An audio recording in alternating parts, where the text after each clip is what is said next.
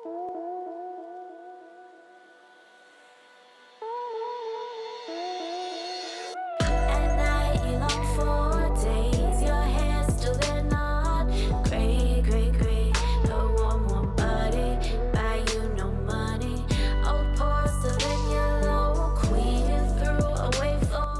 everybody, I hope you guys are healthy and safe. So this is the Oppo Find N2 Flip, and this is probably, in my opinion, the best clamshell foldable hardware right now.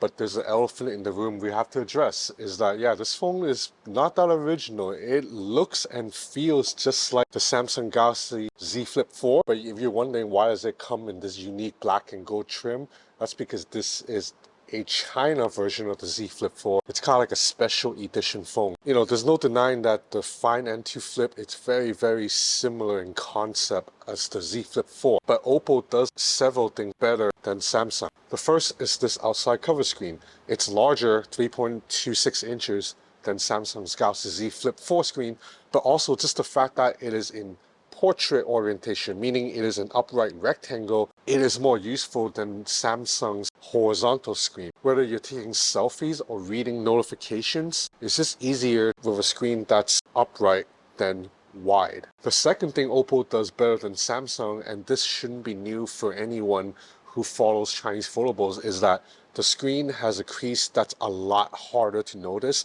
Now there is a crease. If you really want to look for it, you have to look at the screen at an extreme angle. It's definitely a lot less visible and also not as deep by touch compared to the crease in the Z Flip 4. And the Find N2 Flip folds completely flat compared to the Z Flip 4 too. The third area where the Find N2 Flip does better than the Z Flip 4 is it has a larger battery size. There's a 4,300 mAh battery in here. It is 600 mAh larger than the battery in the Z Flip 4. Despite having a larger battery and a larger screen, the Oppo Find N2 Flip, it's very similar in size to the Z Flip 4. It is a little bit wider, but it's actually thinner because it folds completely flat compared to the Z Flip 4.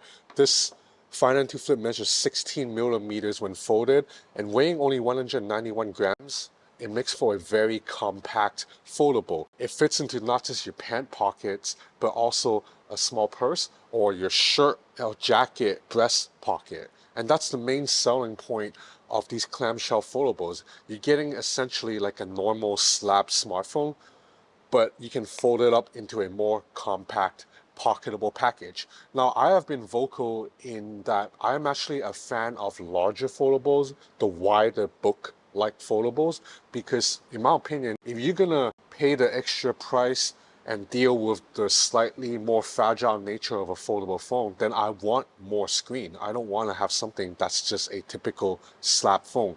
But I seem to be in the minority because I believe the Galaxy Z Flip 4, it's more popular worldwide than the Galaxy Z Fold 4. And I think Oppo feels the same way. That's why this Find N2 Flip, it's launching internationally. Whereas the bigger Find N2, it's only selling in China. Let's check out the rest of the hardware. As mentioned, this is a 6.8-inch OLED display, 2520 by 1080 resolution. It's an LTPO panel with refresh rate that can vary between 1 and 120 Hz.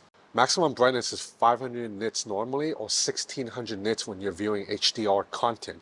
As for the outside screen, you also have 500 nits of brightness or 900 nits maximum when viewing HDR content.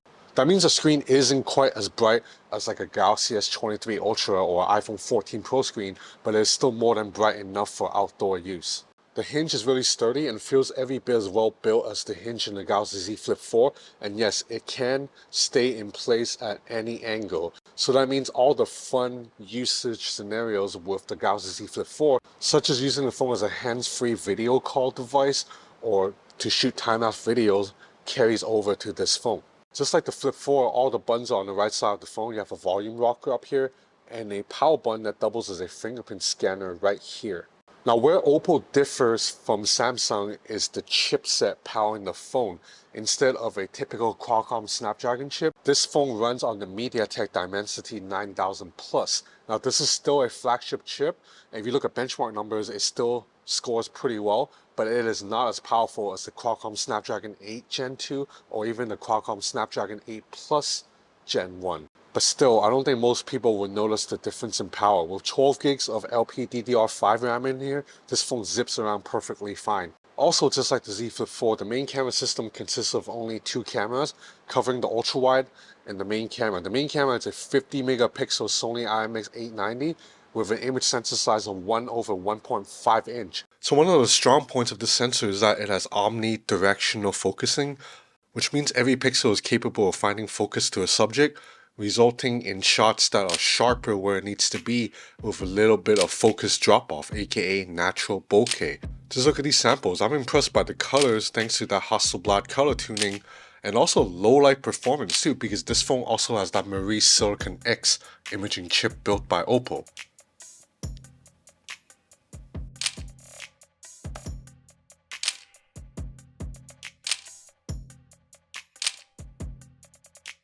Video performance is also satisfactory.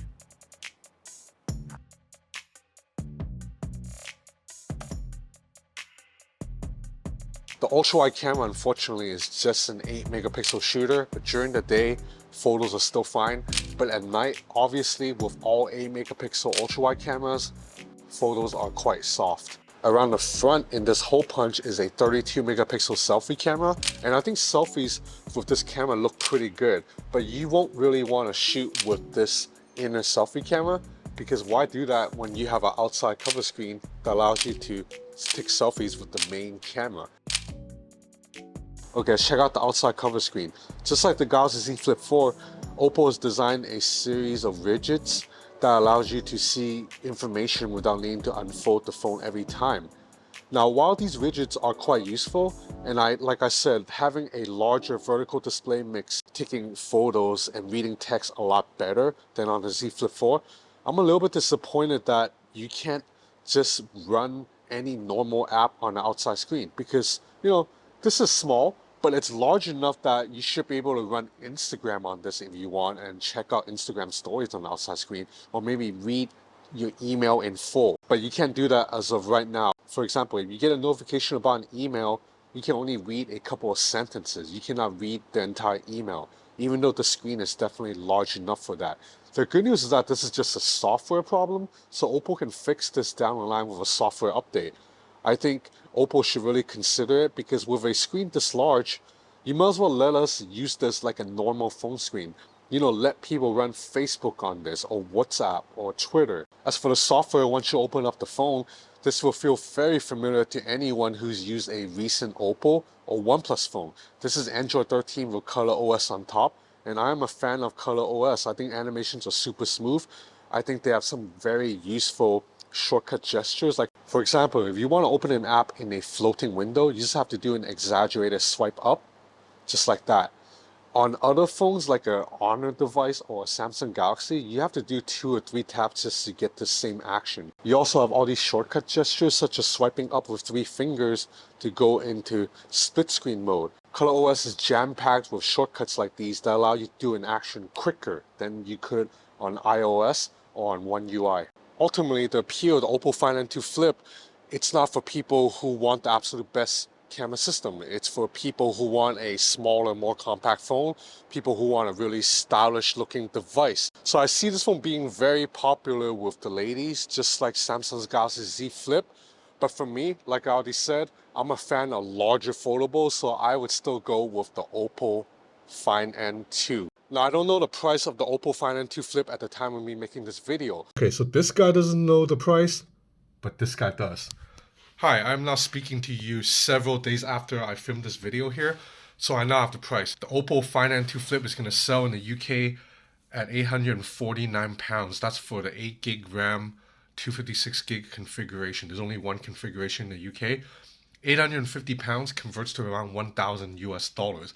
Now this price is actually competitive because the Galaxy Z Flip 4 official retail price, it's a little bit higher, like £50 higher in the UK.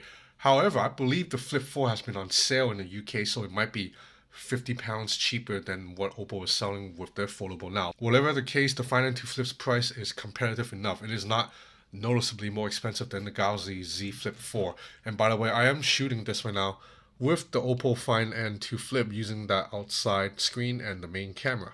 Now, while the Flip 4 has a better SoC, I think the Oppo Find N2 Flip wins in all the other areas. But ultimately, whether you like the Oppo Find N2 Flip or the Samsung Galaxy Z Flip 4, it's still good news that there's competition globally now, that there's alternatives in the foldable space. Because for too long, Samsung has had a monopoly on the global foldable scene, and I'm glad that that is coming to an end. And I hope more foldables make its way over internationally to give consumers the option. The fact that you can have the option to buy this instead of the Flip, or buy the Flip instead of this, is great news. So anyway, that's about it for this video. This is my review of the Oppo Find N2 Flip. I hope you enjoyed this content. I have a lot more stuff coming up because I have a lot more phones to test. So that's it for now. Thanks for watching.